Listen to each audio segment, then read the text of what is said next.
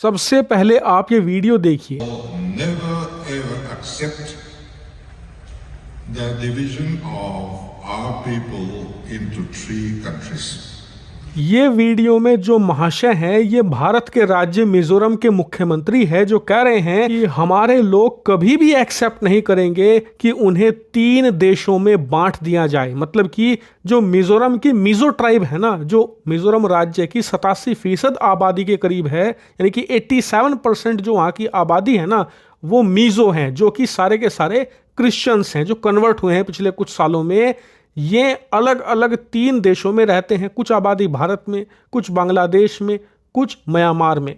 इनका कहना यह है कि पहले ये सब एकजुट हुआ करती थी, लेकिन अंग्रेजों ने 3 हिस्सों में इसे बांट दिया था और तभी से हम 3 अलग अलग एडमिनिस्ट्रेशन यानी कि 3 अलग सरकारों के अधीन रहते हैं, म्यांमार, बांग्लादेश और भारत। लेकिन हम अब इसे एक्सेप्ट नहीं करेंगे। हम तीनों जगह होके जितने भी मिजो लोग हैं उन्हें एक छत के नीचे लेकर आएंगे और सबको एक एडमिनिस्ट्रेशन के अंदर रखेंगे, यानी कि एक तरीके से एक अलग मिजो राष्ट्र बनाने की यहाँ पर बात हो रही है। और ये पहली बार नहीं है। आप सोच रहे हो कि पहली बार ये वीडियो लीक वगैरह हो गया। आप ये दूसरा इंसिडेंट देखिए। अब से 1 साल पहले जब मिजोरम के अंदर चुनाव हुए, जिसमें ये मुख्यमंत्री साहब की पार्टी जीत कर आई पहली बार, उस समय भी इन्होंने ये मांग उठाई थी, यानी कि मिजो राष्ट्रवाद पर चढ़कर ही ये पहली बार मुख्यमंत्री बने हैं मिजोरम के। और फिर से उसी आग को ये भड़का रहे हैं विदेशी धरती पर, यानी कि अमेरिका के अंदर। कि आप कहोगे कि मिजो राष्ट्रवाद या अलगाववाद की बात तो सालों से होती आई है, अब इस पर या इनके बयान पर ज्यादा चर्चा क्यों हो रही है? तो इसके पीछे कारण है, हाल ही में शेख हसीना जो बांग्लादेश की तत्कालीन प्रधानमंत्री थी, उन्होंने बयान दिया था कि अमेरिका इसलिए मेरी सत्ता पलटना चाहता है कि उनकी मांग है कि बांग्लादेश के पास एक अलग छोटा सा क्रिश्चियन देश बनाया जाए, लेकिन मैंने इसमें अमेरिका की मदद करने से मना कर दिया, इसीलिए इन्होंने मेरी सत्ता को पलटा है। और इसीलिए अब सवाल उठ रहे हैं कि क्या अमेरिका अब भारत के मिजोरम, इसके अलावा इसके पास लगते हुए बांग्लादेश और म्यांमार के हिस्से को मिलाकर एक अलग क्रिश्चियन राष्ट्र बनाना चाहता है? क्या वो इसकी साजिश रच रहा है? और देखिए, ये सिर्फ हवा में बातें नहीं हो रही है। मैं आपको एक अलग मैप दिखाता हूं, आप समझिए कि ये कितनी सीरियस रणनीति है।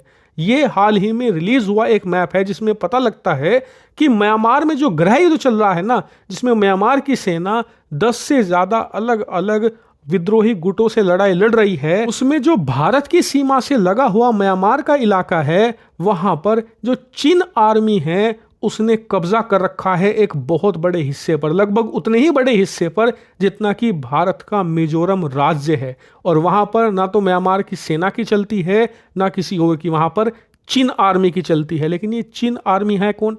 दरअसल ये वही मिजो लोग हैं जो कि क्रिश्चियन हैं और म्यांमार के अंदर रहते हैं, और भारतीय सीमा के पास इनकी आबादी ज़्यादा है, इसीलिए यहाँ पर इनका कब्जा है और म्यांमार की सेना से इन्होंने ये इलाका छीन लिया है। हालांकि मिजो नाम से आपको इतने समझ नहीं आ रहा होगा, तो आपको एक और नाम बता देता हूँ, कुकी आतंकी। आपको याद होगा कि पिछले कुछ साल से भारत का मणिपुर राज्य जल रहा है, उसके पीछे कौन है? कुकी आतंकी, जो कि क्रिश्चियन समुदाय से आते हैं। और आपको बता दूं, मिजोरम का जो मिजो ट्राइब है वो भी कुकी है एक तरीके से, यानी कि ये सारे के सारे एक ही हैं। और भारत के नॉर्थ ईस्ट में जो भी समस्या पैदा हो रही है, ये सब यही क्रिश्चियन ट्राइबल द्वारा की जा रही है। और देखिए, अब तो ये सिर्फ एक थ्योरी या साजिश नहीं रही, खुले में सब कुछ हो रहा है।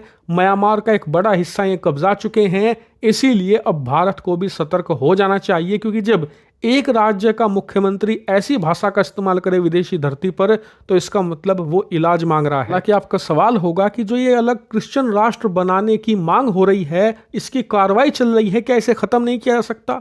तो इस समय इसे खत्म करना सबसे आसान है। आपको कुछ नहीं करना, ना अपने हाथ गंदे करने हैं, आपको सिर्फ एक काम करना है, म्यांमार की सेना को ज़्यादा से ज़्यादा हथियार, ज़्यादा से ज़्यादा पैसा और सपोर्ट देना है। बाकी काम वो खुद करने में सक्षम हैं। वो इन्हें ऐसे साफ कर देंगे जैसे गधे के सिर से सींग, क्योंकि पिछले 60-70 सालों से वो इन्हीं का खात्मा करते आए हैं। बार बार इन्होंने सर उठाया है और हर बार म्यांमार की सेना ने इनका सर्वनाश किया है, और हर बार वो भारत का साथ देते आए हैं। जितने भी नॉर्थ ईस्ट में इंसर्जेंट ग्रुप है, जिन्हें चीन भी समर्थन देता है, उनके खात्मे के पीछे भी म्यांमार की सेना के सपोर्ट का एक बहुत बड़ा योगदान रहा है। इसीलिए समय की मांग है कि म्यांमार को कुछ बिलियन डॉलर के अगर हम हथियार दे सकें तो उनकी बड़ी मदद होगी। भारत को तोड़ने वाली जितनी भी ताकतें हैं सबका कुछ ही महीनों में सफाया भी हो जाएगा।